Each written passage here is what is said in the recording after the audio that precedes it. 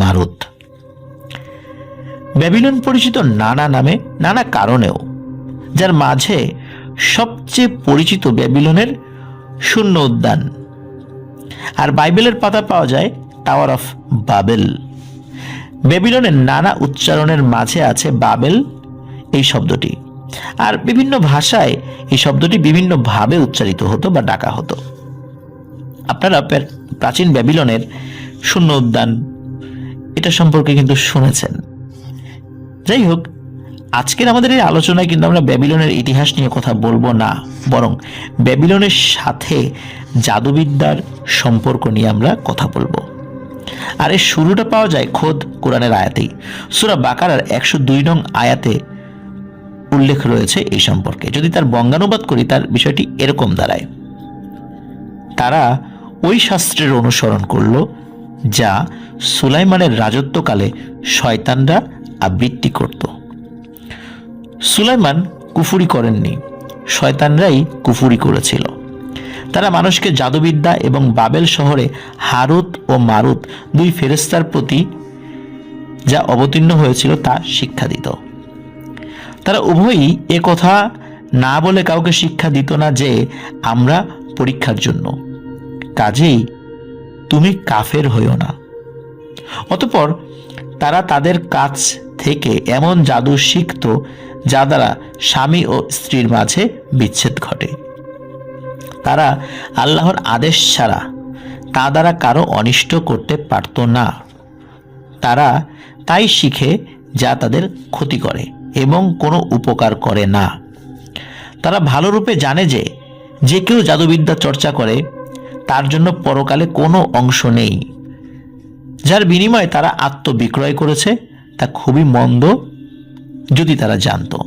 পবিত্র কোরআনের সূরা বাকারা, যেটি 2 নম্বর সূরা, 102 আয়াতে এই বিষয়ে বর্ণিত আছে। প্রিয় লিসেনার্স, এই আয়াতের মধ্যে কিন্তু কয়েকটি বিষয় রয়েছে। যেমন, অনেকেই অস্বীকার করেন যে আচ্ছা, জাদু করে কি কারো সম্পর্ক স্থাপন করা যায় বা সম্পর্ক নষ্ট করা যায়? আমরা কিন্তু পবিত্র কোরআনের প্রতিটি আয়াত বিশ্বাস করি, এবং যারা মুসলিম নন তারাও জানেন পবিত্র কোরআনের আয়াত দ্বারা অনেক কিছু করা সম্ভব। আর পবিত্র কোরআনেই কিন্তু এই 102 নং আয়াতের মধ্যে আল্লাহ বর্ণনা করেছেন যে জাদুর মাধ্যমে কিন্তু মানুষেরা স্বামী স্ত্রীর মধ্যে বিচ্ছেদ ঘটাতো। যদি বিচ্ছেদ ঘটানো যায় তাহলে কিন্তু দুজনের মধ্যে ভালোবাসার সম্পর্ক স্থাপন করা যায়। এই কারণেই আপনারা দেখবেন বিভিন্ন কবিরাজ বা তান্ত্রিকরা তারা প্রেম, ভালোবাসা, বিচ্ছেদ এই সম্পর্কিত জাদুটোনা করে থাকে। তাহলে আমরা এই আয়াত দ্বারা বুঝতে পারলাম এটা সম্ভব। আর পবিত্র কোরআনের এখানে কিন্তু স্পষ্টভাবে মহান আল্লাহ রাব্বুল আলামিন বলছেন যে যে কেউ জাদুবিদ্যা চর্চা করে তার জন্য পরকালে কোনো অংশ নেই। তার মানে ইহকালেই শেষ, পরকালে কোনো অংশ নেই। আর যার বিনিময়ে তারা আত্মবিক্রয় করেছে, তার মানে হচ্ছে এর বিনিময়ে নিজের আত্মাটাকে বিক্রি করে দেওয়া হয়, শয়তানের কাছে নিজেকে সুপর্দ করে দেওয়া হয়।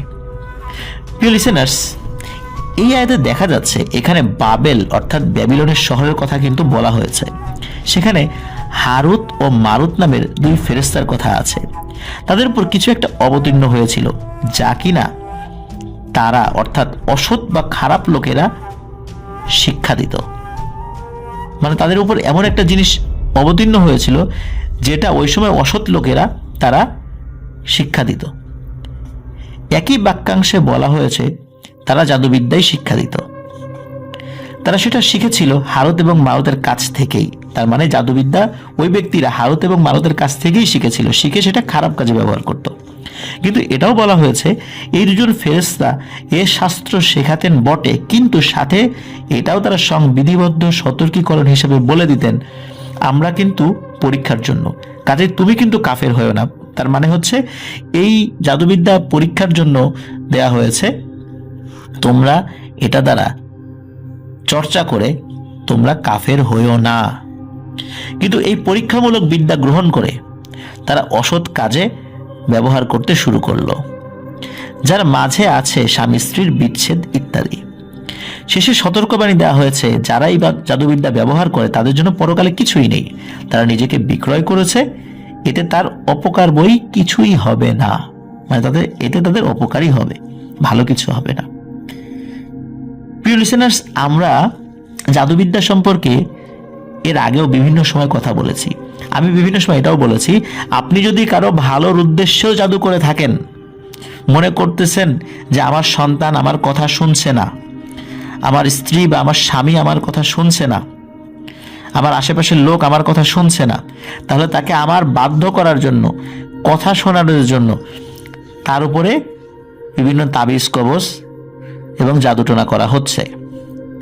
প্রিয় লিসেনার্স, আমরা চিন্তা করছি এটা করার মাধ্যমে কিন্তু তার ভালো হবে যদি আমার কথা শোনে, কিন্তু আসলে পবিত্র কোরআনে আল্লাহ রাব্বুল আলামিন বলছেন যে আসলে এর মধ্যে ভালো কিছুই নেই, এটা খুবই মন্দ, এটা শুধু অপকারই হবে, ভালো কিছু হবে না। সাময়িকভাবে আমরা কিছু ভালো দেখতে পারি, কিন্তু এর প্রভাব যে কত মারাত্মক হবে সেটা আমরা একবার চিন্তাও করি না।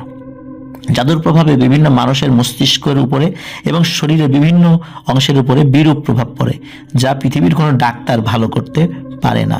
সুতরাং এই বিষয়ে আমরা সতর্ক থাকব। যাই হোক প্রিয় লিসেনার্স, এই আয়াতের সাথে সুলাইমান আলাইহিস সালাম বা কিং সলোমনের কি সম্পর্ক আছে সেটা জানতে হলে আমাদেরকে ফিরে যেতে হবে ইতিহাস জাতি, মানে ইহুদি জাতির ইতিহাস গ্রন্থে।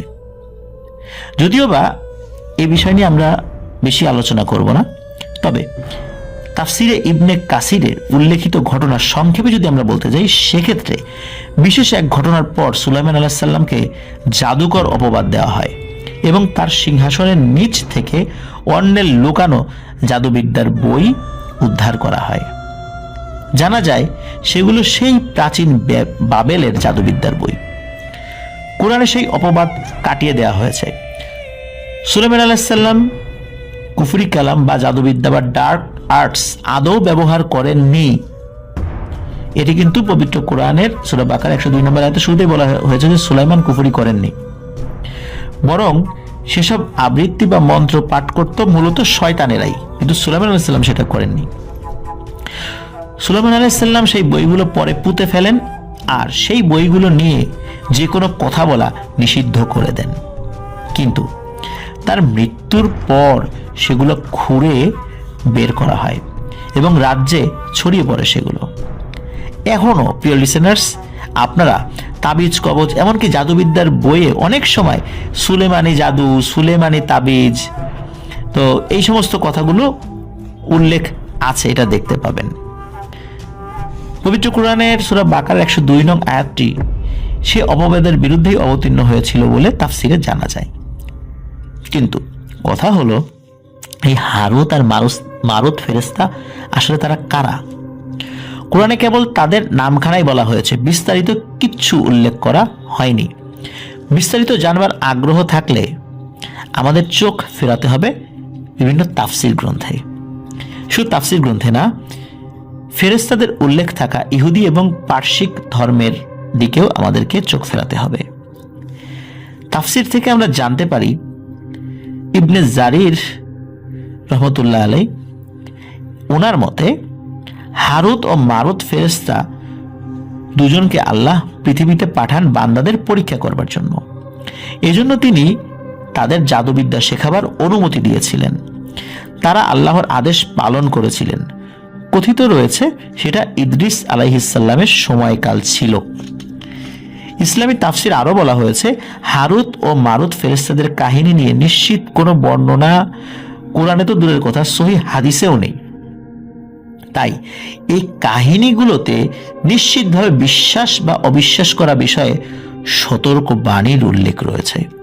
তবে ইবনে কাসির সেই যুগে এই তাফসির লিখতে গিয়ে মন্তব্য করেন, এই ঘটনাগুলো হয়তোবা শব্দটা ইউজ করেছেন প্রিয় লিসেনার্স, এই ঘটনাগুলো হয়তোবা ইসরায়েলি কাহিনী থেকে এসেছে, তার মানে ইহুদিদের কাহিনী থেকে এসেছে বা তাদের উল্লেখ করা কাহিনী থেকে এসেছে, কিন্তু সেটা মিলিয়ে দেখবার উপায় হয়তোবা তার কাছে ছিল না, যে আসলেই সেটা মিলিয়ে দেখা যায় আসলেই সেটা ইহুদিদের কাছ থেকে এসেছে কিনা, এটা আসলে মিলিয়ে দেখবার উপায় ছিল না কাছে। কিন্তু এখন আমরা মিলিয়ে দেখতে পারি আসলেই এগুলো ইহুদিদের উৎস থেকে এসেছিল কিনা, কারণ ওই সময়ে তারা যারা তাফসির লিখেছিলেন তাদের হাতে তো এত বই অ্যাভেলেবল ছিল না। তখন যোগাযোগ ব্যবস্থা তো কেমন ছিল তা আপনাদের সহজেই বুঝতে পারবেন। কিন্তু আমরা এটা মিলিয়ে দেখতে পারি, হ্যাঁ আসলেই ইহুদিদের কাহিনীতে এটি এসেছে। আমরা ইহুদিদের গ্রন্থ তালমুদ এবং আরেকটি গ্রন্থ মিদ্রাস ইয়ালকুত উল্টিয়ে হারুত আর মারুতের কাহিনী দেখতে পাই, যা বিভিন্ন দুর্বল হাদিসেও এসেছে। চলুন জেনে আসি কাহিনীটা কি। এ ব্যাপারে আমরা সেই ইহুদি উপকথা তাফসিরে ইবনে কাসিরের লেখনীতে যেভাবে বর্ণিত রয়েছে তার বিভিন্ন সংস্করণ সংক্ষেপে আলোচনা করব ইনশাল্লাহ। যখন আল্লাহ আদম আলাইহিসসালামকে পৃথিবীতে প্রেরণ করেন এবং তার সন্তানেরা চারদিকে ছড়িয়ে পড়ে, তখন তারা নাফরমানি করতে থাকে আল্লাহর। ফেরেশতারা পরস্পর বলাবলি করতে লাগলেন, দেখো এরা কত দুষ্টু প্রজাতি, কত অবাধ্য, আমরা এদের জায়গায় থাকলে কখনোই অবাধ্য হতাম না। তখন আল্লাহ তাদের বলেন, তোমরা তোমাদের মাঝ থেকে দুজন ফেরেশতাকে বাছাই করো, আমি তাদের মাঝে মানবীয় প্রবৃত্তি সৃষ্টি করে তাদের পৃথিবীতে পাঠিয়ে দিচ্ছি, দেখা যাক এরপর তারা কি করে। তারা তখন হারুত আর মারুতকে হাজির করলেন। আল্লাহ তাদের বললেন, দেখো মানুষকে তো আমি নবীর মাধ্যমে বাণী পাঠাই, কিন্তু তোমাদের সরাসরি বলে দিচ্ছি, আমার সাথে কাউকে অংশীদার করবে না উপাস্য হিসাবে, আর ব্যভিচার করবে না, আর মদ পান করবে না। তারা দুজন তখন পৃথিবীতে অবতরণ করলেন। তাদের কাজ ছিল সকাল থেকে সন্ধ্যা জনগণের সমস্যার সমাধান করা, বিচার ফয়সালা করা ইত্যাদি। সন্ধ্যা হলে তারা আবার আকাশে ফেরত যেতেন এবং সে কাজে তারা ব্যবহার করতেন ইসমে আজম। স্রষ্টার যে পবিত্র নাম উচ্চারণ করার পর যে কোনো অসাধ্য আকাঙ্ক্ষা সাধন করা যায় তাকে ইসমে আজম বলে। ইসমে আজম ব্যবহারের কারণ ছিল ফেরেশতাদের সাধারণ ক্ষমতাগুলো তাদের মধ্যে ওই সময়ের জন্য ছিল না, যেহেতু তারা মানবীয় প্রবৃত্তি নিয়ে, মানবীয় বৈশিষ্ট্য নিয়ে পৃথিবীতে অবতরণ করেছিলেন। একবার কি হলো, জোহরা নামের এক নারী হাজির হলো তার স্বামীর বিরুদ্ধে বিচার চাইতে।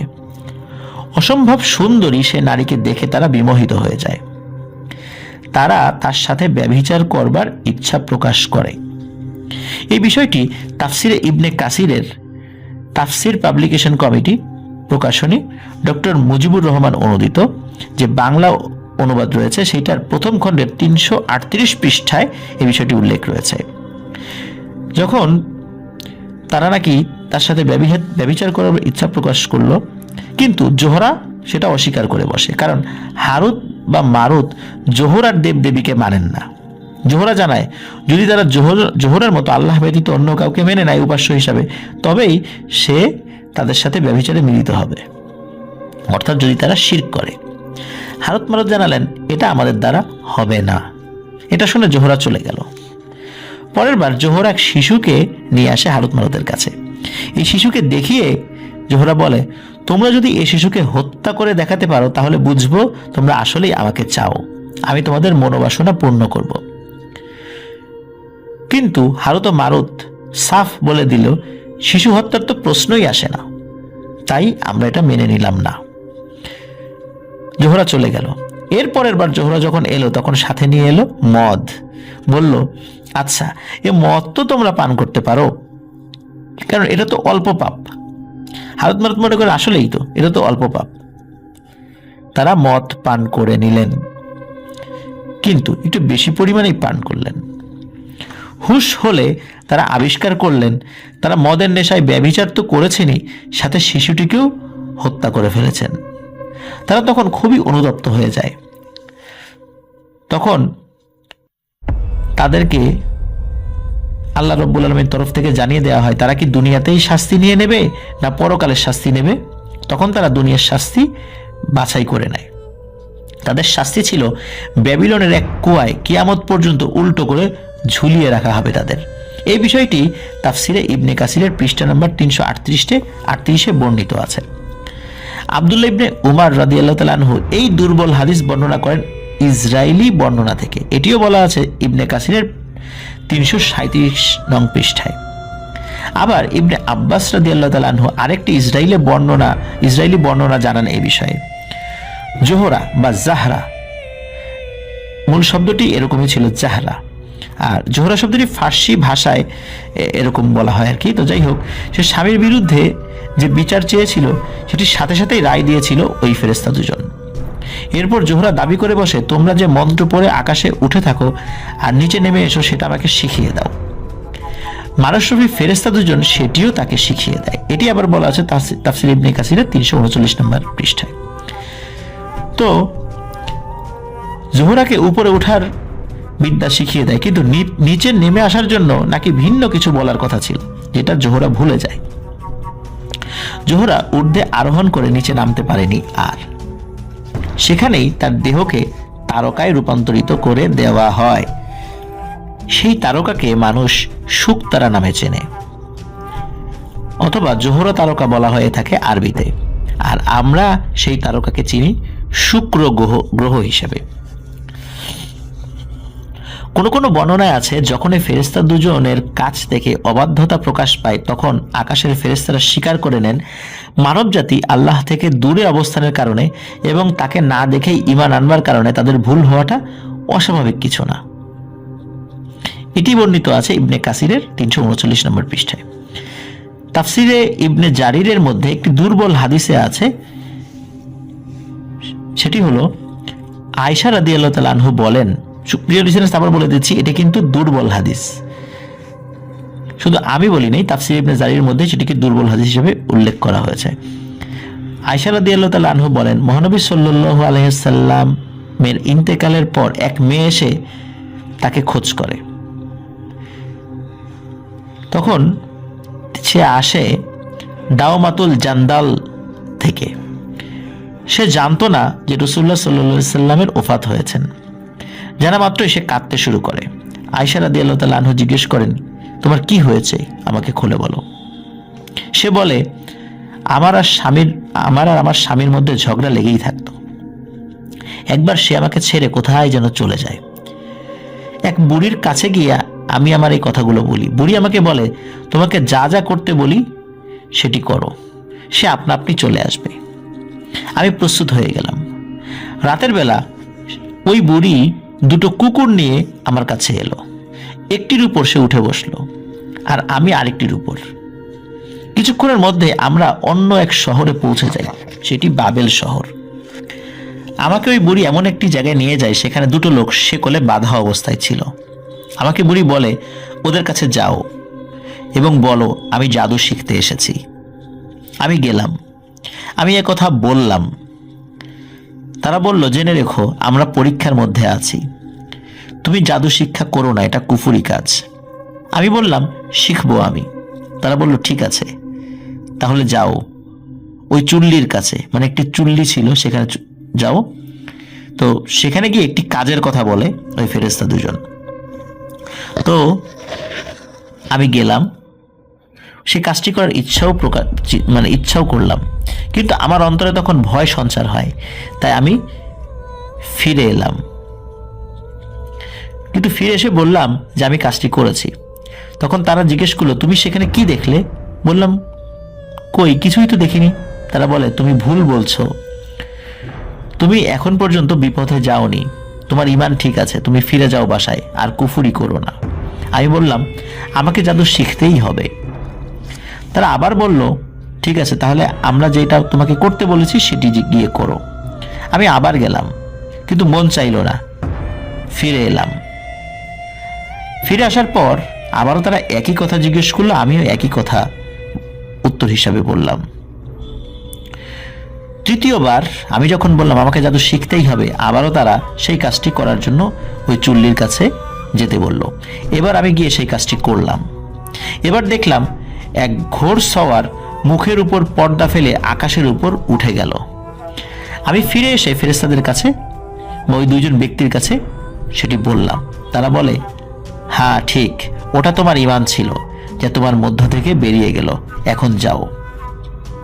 আমি বুড়ির কাছে ফিরে এলাম, বললাম, তারা আমাকে কিছুই তো শেখায়নি। বুড়ি বলল, যথেষ্ট হয়েছে, জাদুবিদ্যার সবকিছুই এখন তোমার মধ্যে আছে, তুমি এখন যা বলবে তাই হবে। আমি পরীক্ষা করবার জন্য একটি গমের দানা নিয়ে মাটিতে ফেলে বললাম, গাছ হও। সেই গমের দানা থেকে গাছ হয়ে গেল। তারপর বললাম, শুকিয়ে যাও, ডালপালা শুকিয়ে গেল। তারপর বলি, পৃথক পৃথকভাবে দানা দানা হয়ে যাও, তাই হয়ে গেল। বললাম, আটা হয়ে যাও, আটা হয়ে গেল।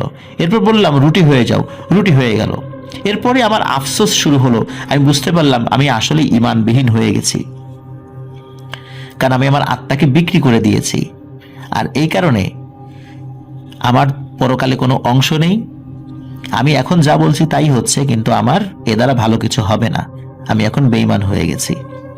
হে উম্মুল মুমিনিন আয়েশা, আল্লাহর কসম, আমি জাদু নিয়ে কোনো লাভ নেইনি, কারোর উপর প্রয়োগও করিনি। এভাবে কাঁদতে কাঁদতে রাসূল সাল্লাল্লাহু আলাইহি সাল্লামের সেবায় হাজির হতে এসেছি, কিন্তু পেলাম না তাকে। কি করি আমি এখন? আমার কি উপায় হবে? এ কথা বলে সে কাঁদতে থাকে। সে এত কাঁদে যে সবার মনে দয়া জাগে। কি ফতোয়া দেয়া যেতে পারে এ নিয়ে সাহাবীরা বেশ উদ্বিগ্ন হলেন। তারা বললেন অবশেষে, এখন এছাড়া আর কি বলার আছে যে তওবা করবে, ক্ষমা চাইবে আল্লাহর কাছে, আর পিতামাতার সেবা করবে। আল কালবির বিবরণে দেখা যায় আসলে 3 জন ফেরেশতাকেই বাছাই করা হয়েছিল। তারা ছিলেন ফেরেশতা আজাবি এবং আজরাইল আলাইহিস সালাম। এর মাঝে যখন আজরাইল আলাইহিস সালাম নিজের মনে কামনা অনুভব করেন, তখন ক্ষমা প্রার্থনা করে তাকে তুলে নিতে বলেন। তাকে তুলে নেওয়া হয়, কিন্তু বাকি 2 জন কামনা চরিতার্থ করেন।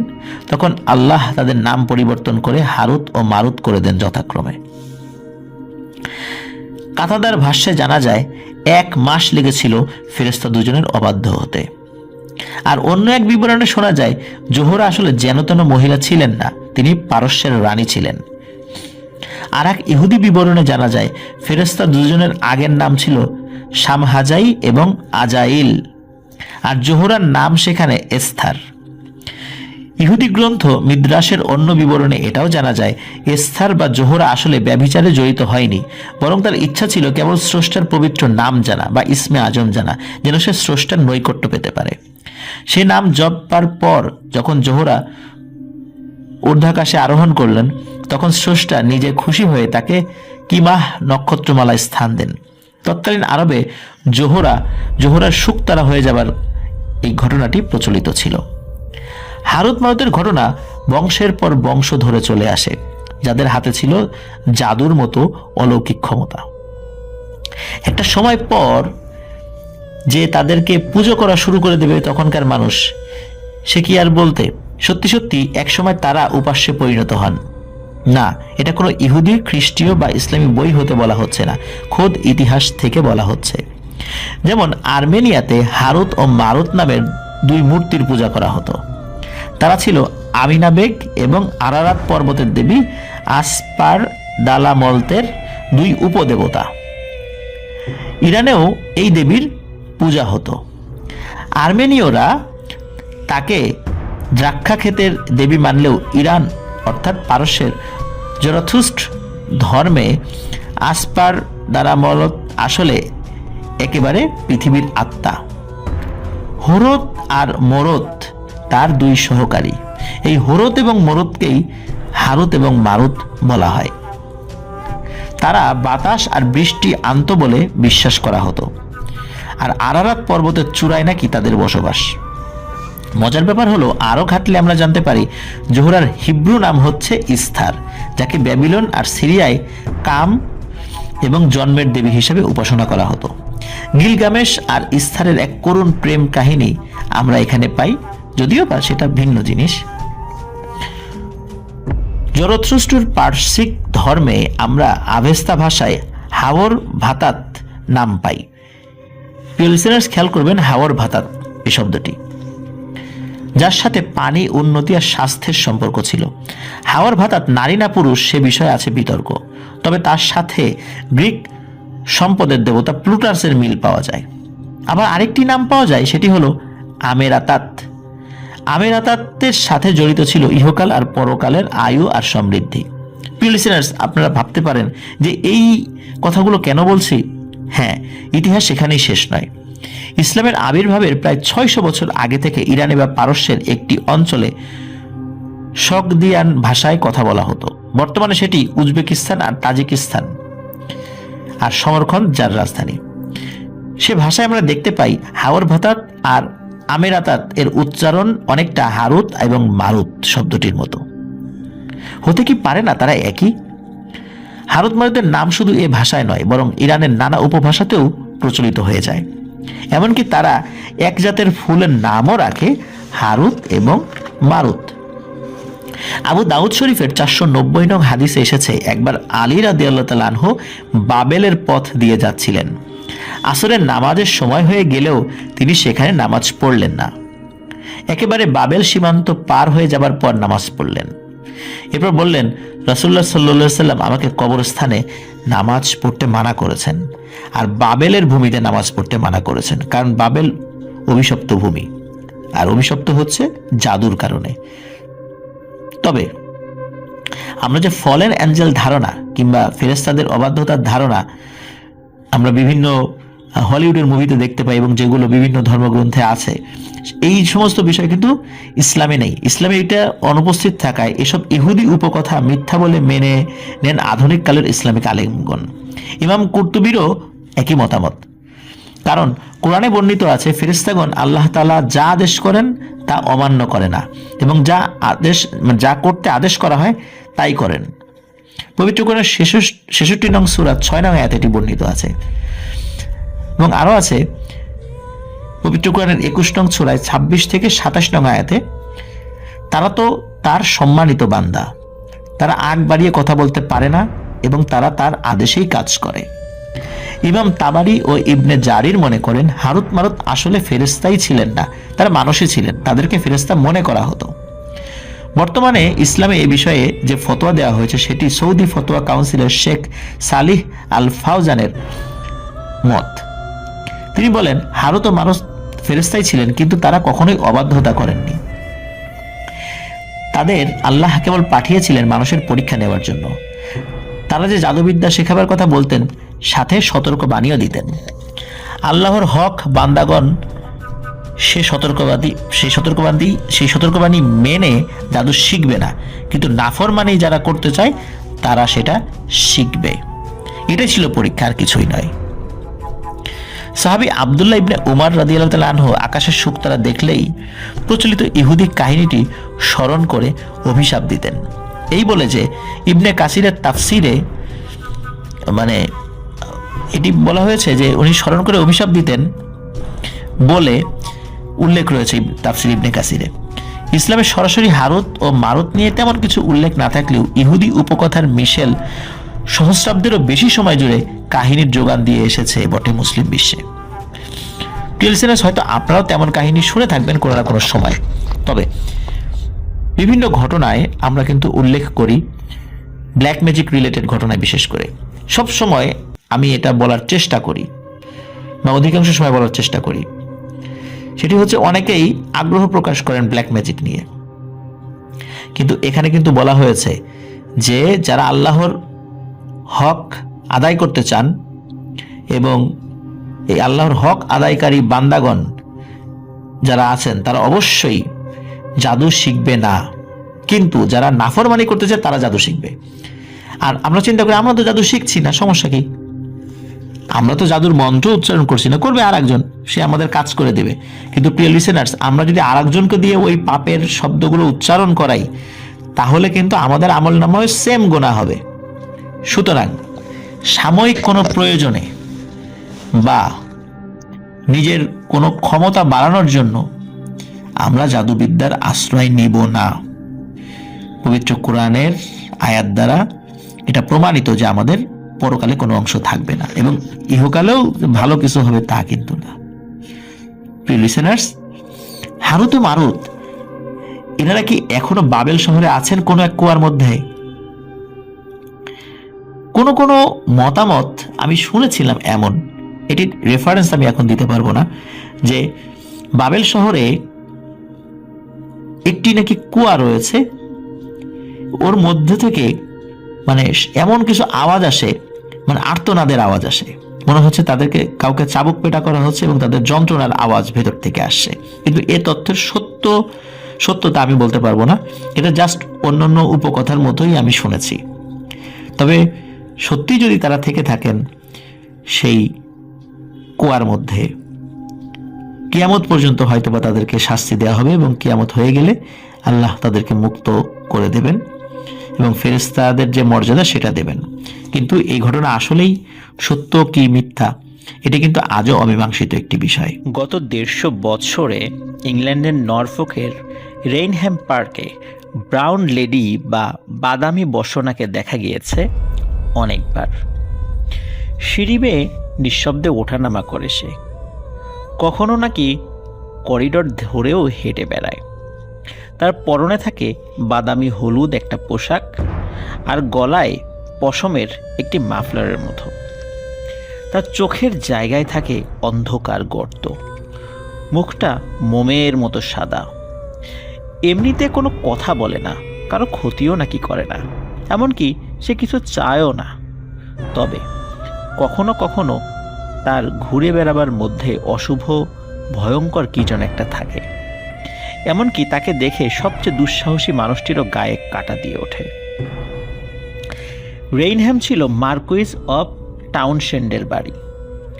খুব প্রাচীন একটা বাড়ি এটি। 1835 সালের দিকে এটা কিনে সংস্কার করান টাউনশেন্ডরা। এ উপলক্ষে বেশ কিছু বন্ধুবান্ধবকে দাওয়াত দেন লর্ড এবং লেডি চার্লস টাউনশেন্ড। এদের একজন ক্যাপ্টেন ফ্রেডেরিক ম্যারিয়েট। ছোটদের জন্য গল্প লিখে তখন খুব নাম কামিয়েছেন ভদ্রলোক। ফ্রেডেরিক পৌঁছার পরপরই লর্ড চার্লস তাকে একপাশে টেনে এনে নিজের স্টাডির দিকে নিয়ে চললেন। দুজনের জন্য গ্লাসে মদ ঢেলে কথা বলা শুরু করলেন লর্ড চার্লস, মুখে চিন্তার ছাপ। ফ্রেডেরিক, এখানে কিছু একটা সমস্যা তৈরি করছে, তোমার সাহায্য দরকার আমার। বাড়িতে একটা ভূত আছে, এই গুজব ছড়িয়ে পড়েছে। আমি এটাকে পাত্তা দিতে চাইনি, কিন্তু কোনো চাকর বাকর কিংবা অতিথি 2-4 রাতের বেশি থাকতে পারে না এখানে। তারা ব্রাউন লেডি নামে পরিচিত এক মহিলাকে দেখেছে। এই তথাকথিত ভূত নাকি বারান্দায়, এমনকি শোবার ঘরগুলোতেও ভেতরে আর আশেপাশে ঘুরে বেড়ায়। একথা শুনে তিরস্কার করলেন ক্যাপ্টেন।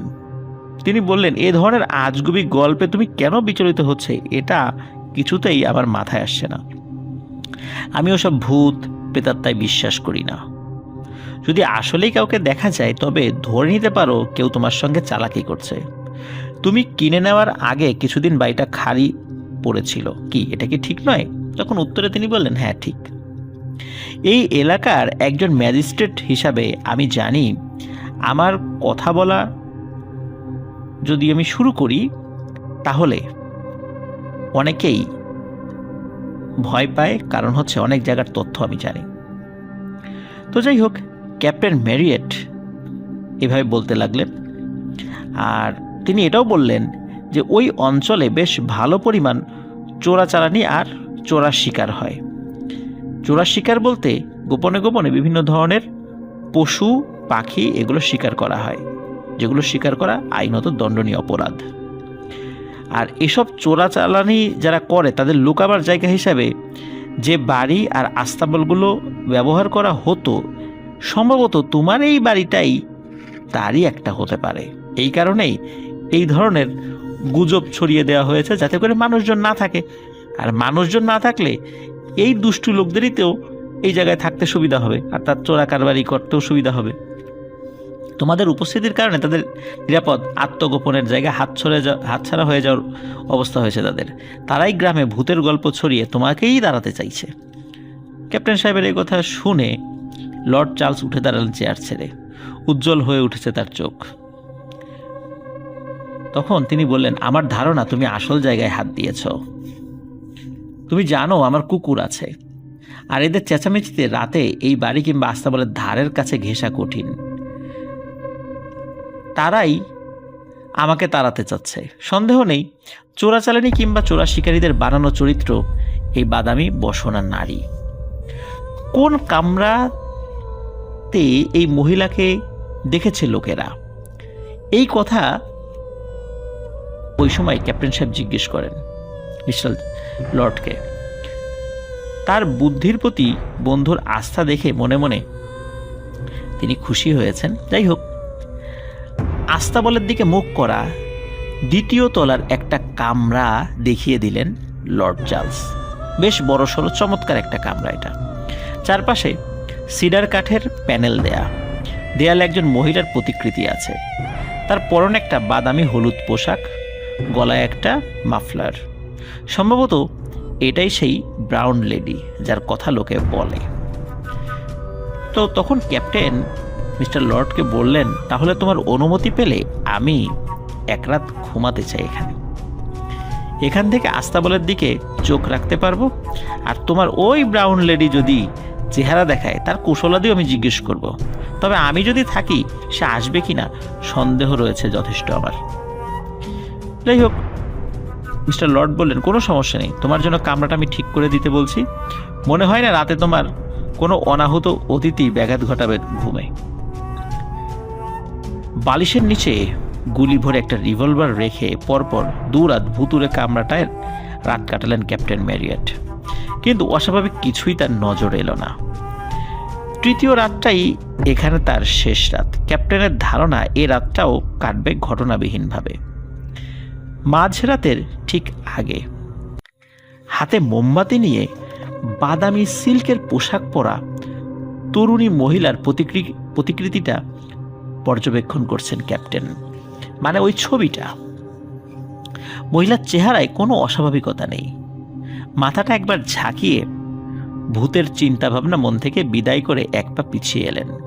মোমবাতির শিখাটা হঠাৎ করে কেঁপে উঠল।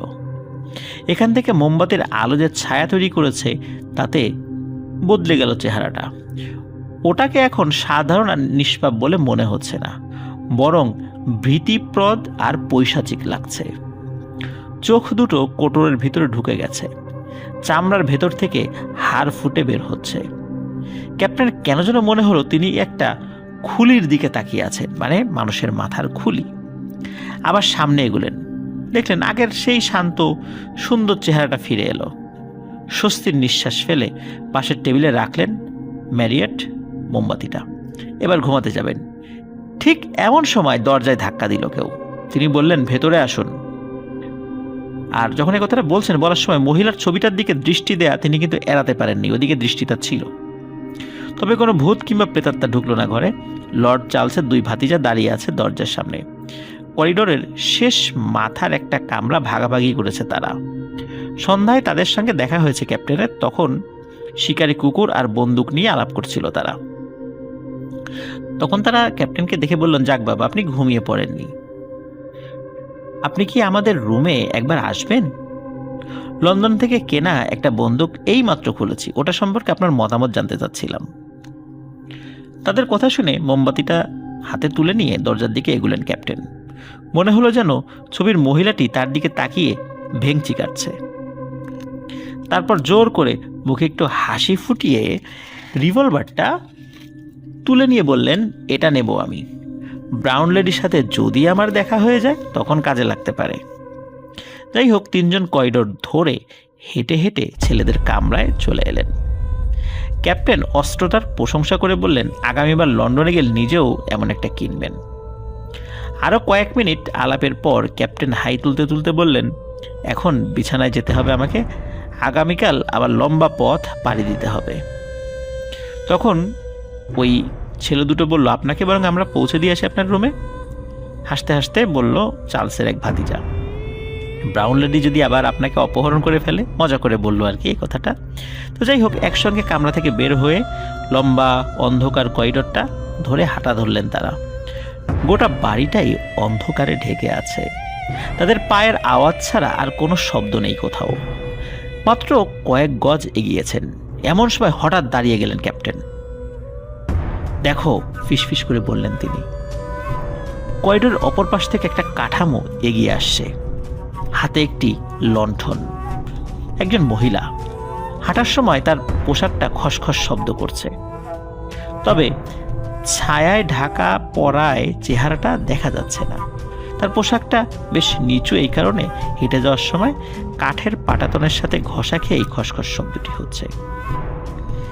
তখন ম্যারিয়েট বিড়বিড় করে বললেন, নিশ্চয়ই মহিলা অতিথিদের কোনো একজন, সম্ভবত পথ হারিয়ে অন্য করিডোরে ঢুকে পড়েছেন।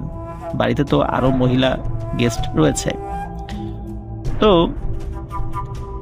তিনি আরো বিড়বিড় করে বললেন, অথবা কেউ বাগানের দিকে যাচ্ছেন। কিন্তু মহিলাটি কে? ওই ছেলেদের একজন বললেন এই কথাটি। কিন্তু ছেলেদের মধ্যে আরেকজন বললেন, তাকে তো আমাদের এখানকার অতিথিদের কারো মতো লাগছে না। ওই সময় কাঠামোটা তাদের দিকে এগিয়ে আসতে লাগলো। তাপমাত্রাটা হঠাৎ করেই বেশ কয়েক ডিগ্রি নিচে নেমে গেল মনে হচ্ছে যেন হঠাৎ করেই শীতকাল চলে এসেছে। তিনজন শীতে ঠকঠক করে কাঁপতে শুরু করলেন। হঠাৎই সামনে একটা খালি কামরার খোলা দরজার দিকে ভেতরে ঢুকে ছেলেদেরকেও টেনে নিলেন ম্যারিয়ট। তারপর একটু দরজা ফাঁকা রেখে দরজাটা আলতো করে টেনে দিলেন। এবার এই ফাঁকে চোখ রাখলেন সবাই। প্রত্যেকের হৃৎপিণ্ডে ড্রিম ড্রিম বাড়ি খাচ্ছে।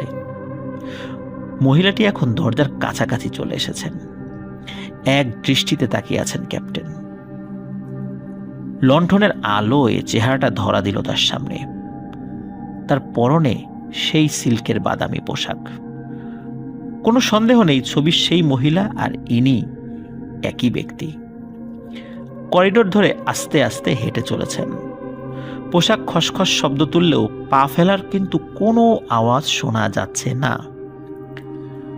লণ্ঠনের আলোয় তার চোখে মুখে অশুভ কিছু নজরে পড়ল না। দরজার ঠিক উল্টো পাশে যখন চলে এলেন তখন দাঁড়িয়ে পড়লেন। বাতিটা মুখের সামনে ধরলেন। তখনই চেহারাটা পাল্টে গেল। চামড়া মাংস ভেদ করে স্পষ্ট হয়ে উঠল হাড়গুলো। মনে হলো যেন একটা কঙ্কাল হেঁটে যাচ্ছে সামনে দিয়ে। গর্তের মধ্যে অদৃশ্য হয়েছে চোখ জোড়া। ঠোঁটহীন মুখটাকে লাগছে যেন একটা গোরস্থানের প্রবেশদ্বারের মতো। ধীরে ধীরে দরজাটা মেললেন ক্যাপ্টেন। ব্রাউন লেডির ভয়ঙ্কর মুখটা আরো পরিষ্কার হয়ে উঠল তাদের চোখের সামনে। জোর খাটিয়ে নিজের মনটাকে স্থির করলেন ক্যাপ্টেন। তারপর একবার কাছে গিয়ে গুলি করলেন প্রেতাত্মাটার দিকে। বদ্ধ জায়গায় শব্দটা কানে তালা লাগিয়ে দিল। যখন ধোঁয়া অদৃশ্য হলো তখন মেঝের দিকে তাকালেন ক্যাপ্টেন। তিনি আশা করেছিলেন মাটিতে একটা দেহ পড়ে থাকতে দেখবেন, কিন্তু এখানে কিছুই নেই। এমনকি এমন কিছুই ছিল না যেটা দিয়ে কোনো কিছু প্রমাণ করা যাবে যে এখানে কেউ দাঁড়িয়েছিল মাত্রই। মানে কোনো প্রমাণই নেই। তিনজন পুরুষ আর বাতাসে ভেসে চলা হালকা ধোঁয়ার রেখা ছাড়া করিডোরে আর কিছুর অস্তিত্বই নেই। পাগলের মতো একজন আরেকজনের দিকে তাকাতে লাগলেন তারা। তখন ক্যাপ্টেন বললেন, এখানে কিছু একটা ছিল, তাই না? আমার চোখ নিশ্চয়ই আমার সাথে বেইমানি করেনি। ছেলেদের একজন কাঁপতে কাঁপতে বলল, আমি যা দেখেছি আপনিও যদি তা দেখে থাকেন তবে তা ভয়ঙ্কর। তারপর উল্টো পাশের দরজার দিকে ইশারা করে বলল, দেখুন বুলেটের গর্ত। এখানে যা ছিল বুলেটটা তাকে ভেদ করে চলে গেছে। এবার ক্যাপ্টেন ম্যারিয়ট গম্ভীর কণ্ঠে বললেন, আমরা যাকে দেখেছি সে কোনো চোরাচালানি বা কোনো পাচারকারী নয়। রেইনহ্যামের ব্রাউন লেডি, ছবির থেকে যে জীবন পেয়ে গেছে। তারপরে হঠাৎ করে একটা চিন্তা মাথাচাড়া দিয়ে উঠল তার। সে ওই দুইটো কিশোরকে বলল, আমার সঙ্গে চলো, বলে দ্রুত নিজের কামরার দিকে হাঁটতে শুরু করলেন তারা। দেয়ালের যেখানে বাদামি বসনার ছবি ঝুলছে সেখানে চলে এলেন ক্যাপ্টেন। মোমটা উঁচু করে ধরলেন। ছবিটা দেখে মনে হচ্ছিল ব্রাউন লেডি যেন এক দৃষ্টিতে তার দিকে তাকিয়ে আছে। তার মুখটাতে কোনো অস্বাভাবিকতা নেই। আলো পড়ে ঝিকিয়ে উঠেছে বাদামি পোশাকটা। হঠাৎই ক্যাপ্টেনের শ্বাস বন্ধ হওয়ার উপক্রম হলো। মহিলার হৃৎপিণ্ডের কাছটায় কি একটু রক্তের চিহ্ন দেখা যাচ্ছে মনে হচ্ছে। আলো পড়ে চিকচিক করছে, নাকি এটা তার উর্বর মস্তিষ্কের কল্পনা? তিনি যা দেখছেন সেটা কি ঠিক দেখছেন? ব্রাউন লেডিকে নিয়ে ক্যাপ্টেনের এই অভিজ্ঞতার বর্ণনা পাওয়া যায় তার মেয়ে ফ্লোরেন্সের লেখা একটি বইয়ে। 1899 সালে মারা যান ওই ব্রাউন লেডি বা ভদ্র মহিলা। তবে ক্যাপ্টেন ছাড়াও আরও অনেকেই ওই বাদামি বসনাকে দেখেছেন। ধারণা করা হয় তিনি ছিলেন ডরোথি ওয়ালপোল। 1722 সালে ইংল্যান্ডের প্রধানমন্ত্রীর দায়িত্ব পালন করা রবার্ট ওয়ালপোলের বোন। লোকে বলে ব্রাউন লেডি তার বাচ্চাদের খুঁজে ফিরছেন। ভদ্রমহিলা জীবিত থাকার সময় স্বামী দ্বিতীয় ভিসকন্ট টাউনশেন্ডের সঙ্গে ছাড়াছাড়ি হওয়ার পর বাচ্চাদের তাদের দাদির হেফাজতে রাখা হয়েছিল। 1936 সালে বাদামি বসনের একটি ছবি তোলার চেষ্টা করেন একজন আলোকচিত্রী শিল্পী। ওই চেষ্টা করেছেন একটা ছবি যদি একটা ম্যাগাজিনে ছাপা যায়। তবে যে ছবিটি একটা ম্যাগাজিনে ছাপা হয় সেটা একটু অদ্ভুত প্রকৃতির ছিল। এটা অনেকটাই অস্পষ্ট ছিল, ঠিক পরিষ্কার বোঝা যায় না, আবার মনে হয় যে বোঝা যায়। যাই হোক, মিস্টার ব্রাউন লেডির ছবি, মানে মিসেস ব্রাউন লেডির ছবি, এটি বেশ অস্পষ্ট একটি ছবি। এটি আসলে তার ক্যামেরায় কেন ঠিক ওই রকম হয়েছিল, এরকম অস্পষ্ট হয়েছিল, সেটি আসলে নিশ্চিতভাবে বলা যায় না। আসলেই এই ঘটনা কি সত্য? কিন্তু বইয়ের পাতায় এই ঘটনার বিবরণ কিন্তু রয়েছে। আকাশে উড়ছে ইস্টার্ন এয়ারলাইন্স কোম্পানির ক্রিস্টার 318 বিমানটি। বিমানকর্মীরা ছাড়াও 180 জন যাত্রী আছেন বিমানে। নিউ ইয়র্ক থেকে ফ্লোরিডা যাচ্ছে বিমানটি। এয়ার হোস্টেস মেরি ওয়েদার তার সিট ছেড়ে উঠে স্টোরের দিকে রওনা হলেন। যাত্রীদের জন্য সকালের নাস্তার তদবির করতে হবে তাকে। জায়গা মতো পৌঁছে খাবার গরম করার ওভেনটার দিকে হাত বাড়ালেন তিনি। এ সময় একটা জিনিস দেখে আপনা আপনি চিৎকার বেরিয়ে এলো তার মুখ থেকে। ওভেনের দরজার ওপাশ থেকে একটা মুখ উকি দিচ্ছে। এটা কি করে সম্ভব তিনি ভাবলেন, আতঙ্কে চোখ বুজলেন। যখন আবার চোখ খুললেন, ওভেনের ভেতরে কাউকে পেলেন না। যে নাস্তা ভরা ট্রেটা বের করার জন্য দরজা খুলবেন, এমন সময় আবার মুখটা দেখা দিল ওভেনের ভেতরে। মুখটা ঠোঁট নাড়ছে, মনে হয় যেন কিছু একটা বলছে সে, কিন্তু কথাগুলো বুঝতে পারলেন না তিনি। কি বলছেন আসলে সে, কি বলতে চাইছে? কোনো মতে দৌড়ে ফ্লাইট ইঞ্জিনিয়ার মুরে যেখানে বসে আছেন সেখানে পৌঁছতে পারলেন। বিমানবালার সঙ্গে ওভেনের কাছে এলেন তিনি। মুখটা এখনো আছে। এবার মুরে আর তিনি বুঝলেন সে কি বলছে। বলছে, সাবধান, বিমানে আগুন লাগতে চলেছে। এবার মুরে মুখটাকে চিনতে পারলেন। এটা আগের ফ্লাইট ইঞ্জিনিয়ার ডন রেপোর মুখ, একটা বিমান দুর্ঘটনায় যিনি নাকি মারা গেছেন।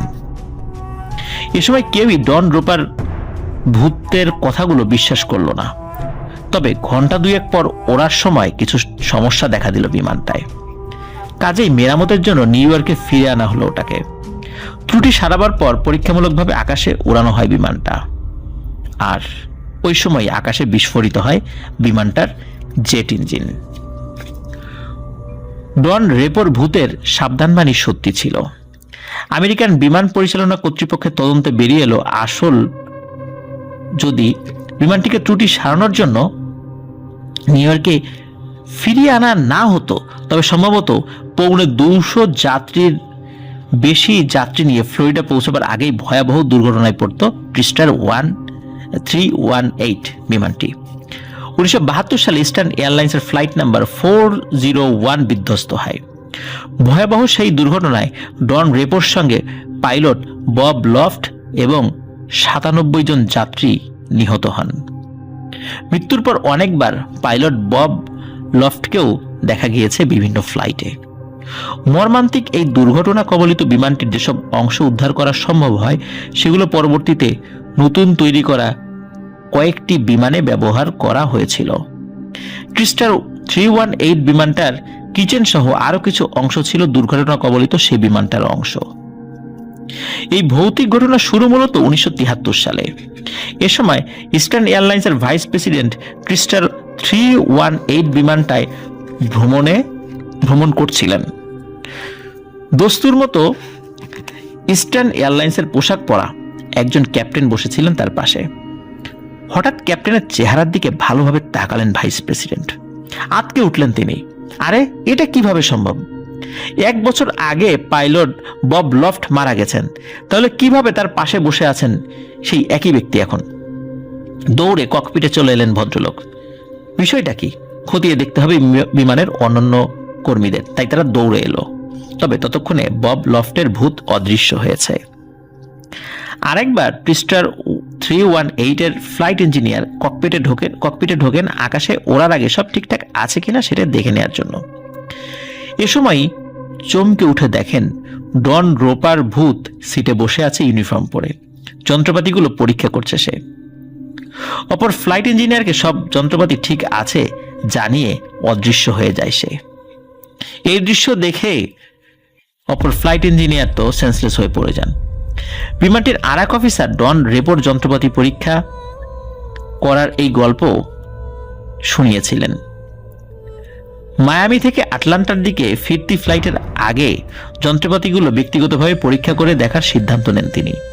আর কাজটা করতে ককপিটে ঢুকতেই দেখেন ডন রেপোর ভূত খুব মনোযোগের সঙ্গে বিমানের সব যন্ত্রপাতি পরীক্ষা করছে, জীবিত থাকতে যে এই কাজটি করত। 1974 সালে ইস্টার্ন এয়ারলাইন্সের পাইলটদের নিরাপত্তার কিছু নির্দেশনা দেয়।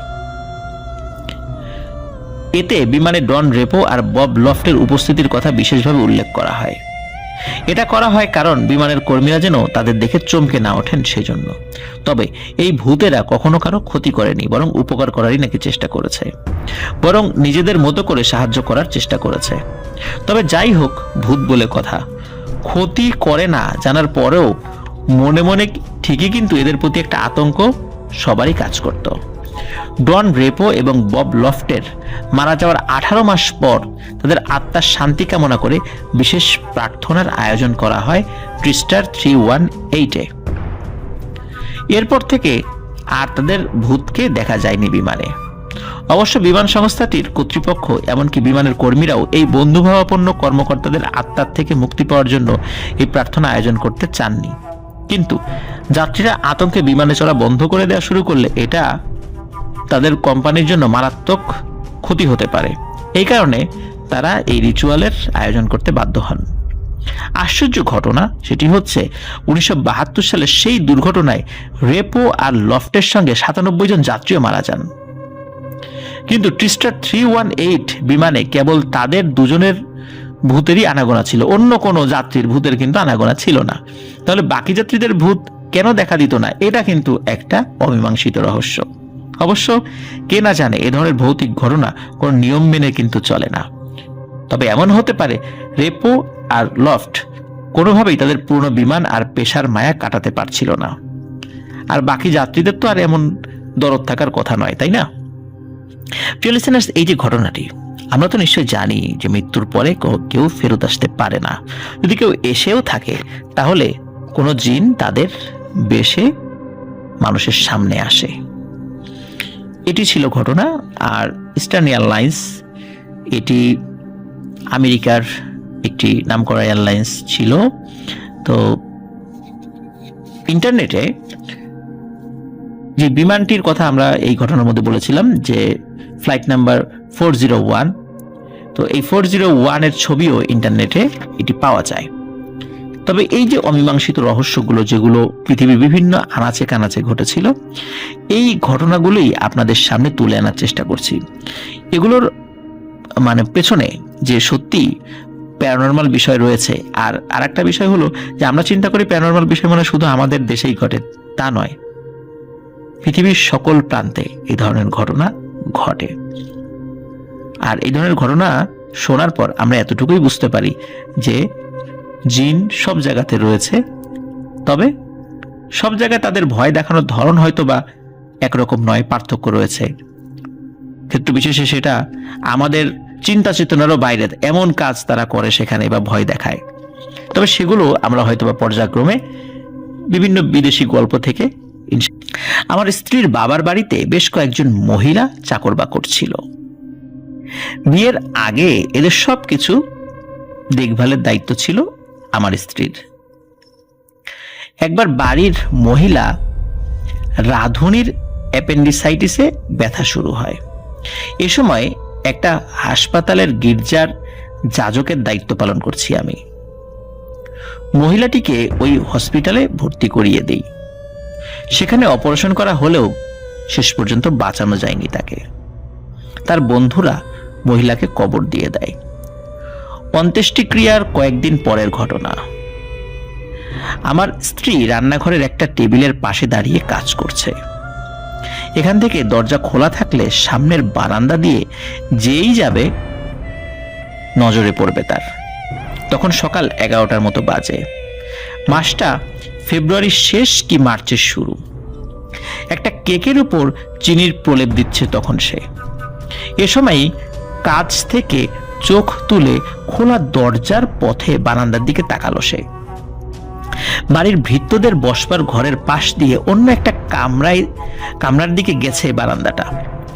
এ সময় পরিষ্কার দেখলো কিছুদিন আগে মারা যাওয়া সেই রাঁধুনিটিকে। বারান্দা ধরে ওই কামরাটার দিকে সে যাচ্ছে। সকালের দিকে সাধারণত যে ধরনের পোশাক পরে সেটাই সে পরেছিল।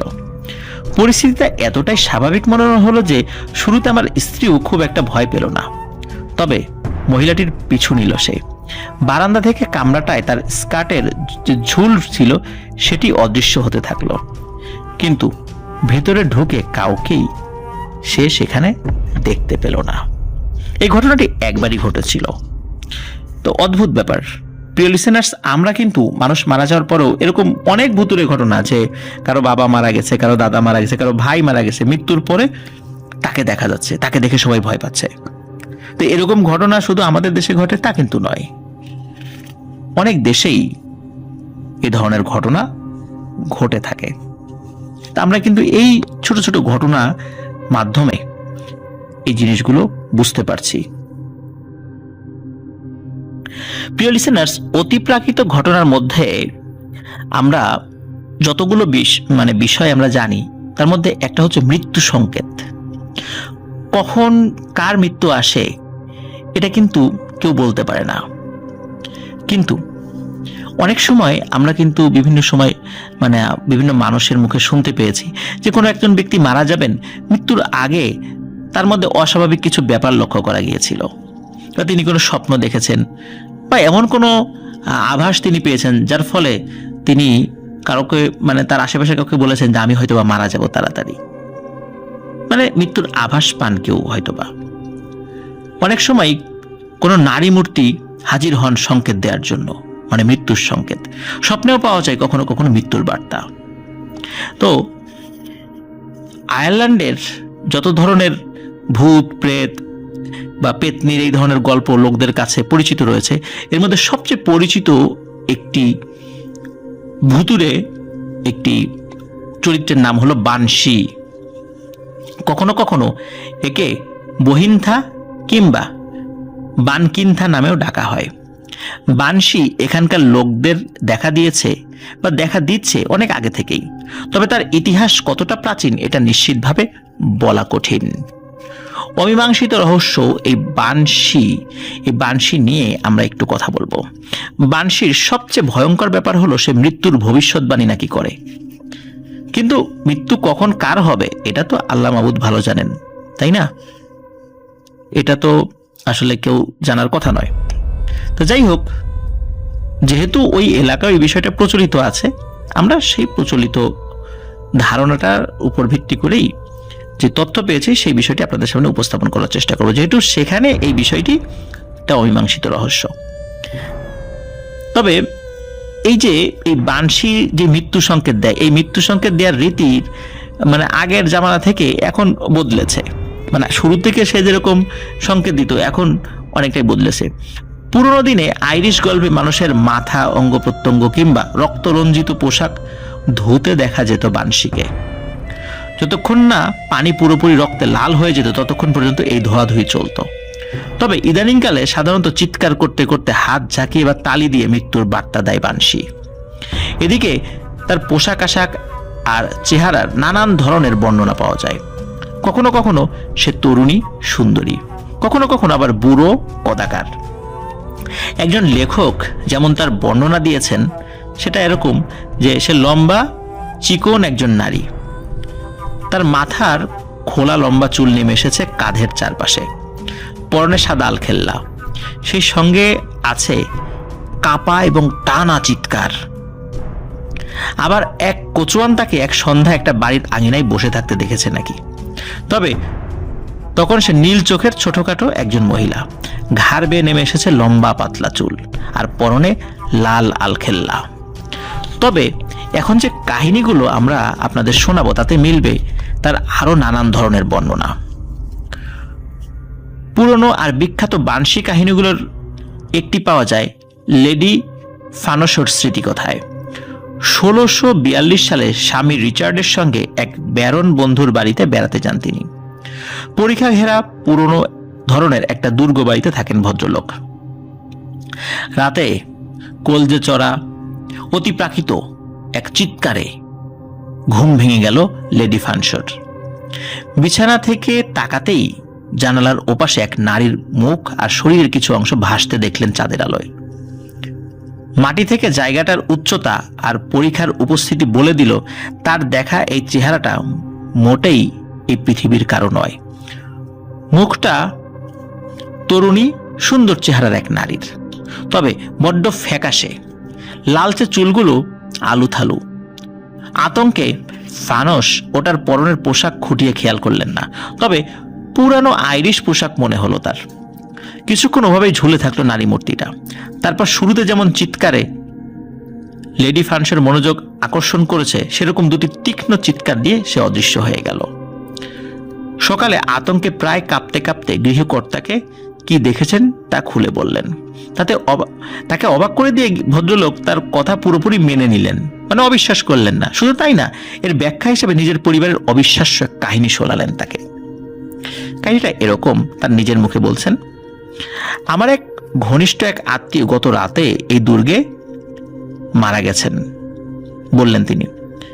এমনটা ঘটতে পারে এটা জানা সত্ত্বেও আপনার কাছে এটা আমি গোপন করেছিলাম, কারণ মনে হয়েছে আপনি যে হাসি আনন্দে মেতে থাকার জন্য এখানে এসেছেন তাতে এটা কালো একটা ছায়া ফেলবে। আমাদের পরিবারে কিংবা দুর্গে কারো মৃত্যুর আগে সবসময়ই আপনি যাকে দেখেছেন সেই নারী মূর্তিটি দেখা যায়। ধারণা করা হয় নিম্ন গোত্রের এক মহিলার আত্মা সে। আমার এক পূর্বপুরুষ জাতপাতের বাইরে গিয়ে তাকে বিয়ে করেন, পরে নিজের ভুল বুঝতে পেরে অনুতপ্ত হন, আর পরিবারের প্রতি যে অসম্মান করেছেন তা ঢাকতে স্ত্রীকে ওই গভীর পরীক্ষার মধ্যে ফেলে দিয়ে হত্যা করেন। এরপর থেকে এই মহিলা বানশি হয়ে দেখা দেয়া শুরু করে।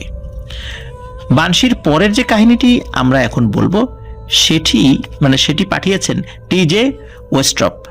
চলুন সরাসরি তার গল্পতে চলে যাওয়া যাক। আমার নানি এটা শোনেন তার মা রস লিউইনের কাছ থেকে, যিনি নিজেই ছিলেন ঘটনাটির সাক্ষী। তাদের বাবা মিস্টার হ্যারিসন রস লিউইন আইন ব্যবসার কাজে যখন ডাবলিনের বাইরে গিয়েছেন, তার অবর্তমানে বাড়ির ছেলেমেয়েরা কয়েক মাইল দূরে বাস করা এক বন্ধুর বাড়িতে বেড়াতে যান। সেটি ছিল চমৎকার একটি রাত।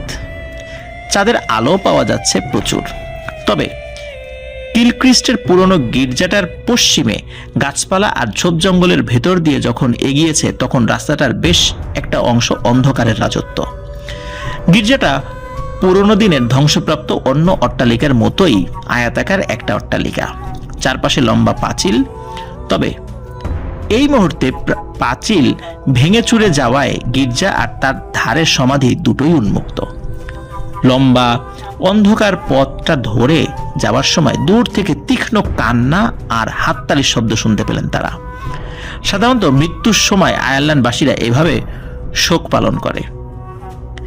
দ্রুত এগিয়ে গির্জার কাছে চলে এলেন তারা। এখানে এসেই চমকে উঠলেন তারা।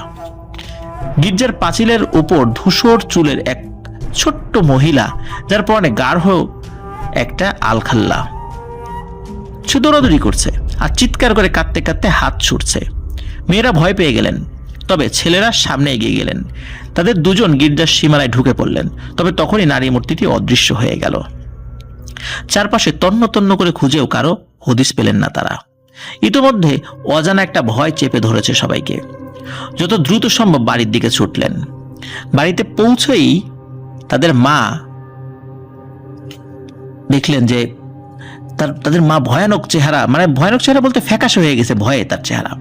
আতঙ্কিত কণ্ঠে বললেন যে স্বামীর জন্য ভয় পাচ্ছেন তিনি, কারণ চাঁদের আলোয় জানালা দিয়ে বাইরে দেখেছেন এমন একটি ঘটনা, মানে বাইরে দেখছেন এমন একটা ঘটনা ঘটে ওই সময়টাতে। আগুনে চোখের বিশাল এক কাক এসে জানালার চৌখাটের উপরে বসে পরপর 3 বার কাচের ঠক ঠক ঠক করে শব্দ করে, মানে টোকা দিয়ে নাকি গেছে। তাদের অভিজ্ঞতা তখন তার মাকে বলে। ভদ্র মহিলা আরো চিন্তিত হয়ে পড়েন। এ সময় আবার কাছের জানালাটায় ট্যাপ ট্যাপ শব্দ হলো। তখন সবাই তাকালো সেদিকে। তাকাতেই তারা দেখতে পেল ওই আগুনে চোখের পাখিটা আবার ফেরত এসেছে। কয়েকদিন পরে তারা খবর পেলেন মিস্টার রস লিউইন ডাবলিনে মারা গিয়েছেন। এটা ছিল 1776 সাল। আর এবারের অভিজ্ঞতাটি একজন রোমান ক্যাথলিক বিশপের বোনের, তার কিশোরী বয়সের ঘটনা এটি। এক সন্ধ্যায় আরো কিছু ছেলেমেয়ের সঙ্গে হাঁটতে বের হন তিনি। রাস্তা ধরে হাঁটতে হাঁটতে একটা বাড়ির গেট অতিক্রম করে গেলেন। রাস্তার ধারে বিশাল একটা পাথর আছে সেই জায়গাটায়। পাথরটার উপর কিছু একটাকে বসে থাকতে দেখলেন তারা। কাছাকাছি হতেই ছোট্ট গাঢ় পোশাকের একজন বুড়ো মহিলা বলে চিনতে পারলেন ওটাকে। হঠাৎ করে কাঁদতে শুরু করলো সে, আর হাততালি দিচ্ছে। আর আমরা আগের ঘটনাতে জেনেছি যে আয়ারল্যান্ডবাসীরা তারা কারো মৃত্যু হলে এইভাবে শোক পালন করে, কাঁদে এবং হাততালি দেয়। সাহসী দু একজন মহিলাদের সঙ্গে কথা বলার চেষ্টা করে উল্টো ঘাবড়ে গেলেন। তারপর যত দ্রুত সম্ভব ওখান থেকে কেটে পড়লেন সবাই। পরদিন জানা গেল যে বাড়ির সামনে নারী মূর্তিটিকে কাঁদতে দেখা গেছে সেই বাড়ির কর্তা মারা গিয়েছেন। শুধু তাই না, তিনি মারা গিয়েছেন ওই সময় যখন মহিলাটিকে দেখেছে ছেলেমেয়েরা। প্রিয় লিসেনার্স, কি মনে হয় আপনাদের? কমেন্ট করে জানাবেন। এই বানশি যে কিনা মৃত্যুর সংকেত দেয়, যে একটা মৃত্যু হবে সেখানে, আসলে এটা কিভাবে হয়, সম্ভব কিনা? সম্ভব অসম্ভব বিষয় তো আমরা জানি না, কারণ বিশ্বাস করা না করাটা সম্পূর্ণ নিজেদের ব্যাপার, আপনার ব্যাপার, আমার ব্যাপার, আমি এটা বিশ্বাস করি কিনা। তবে কারণ মৃত্যু সম্পর্কে শুধু আল্লাহ সুবহানাহু ওয়া তাআলাই ভালো জানেন কার মৃত্যু কখন হবে।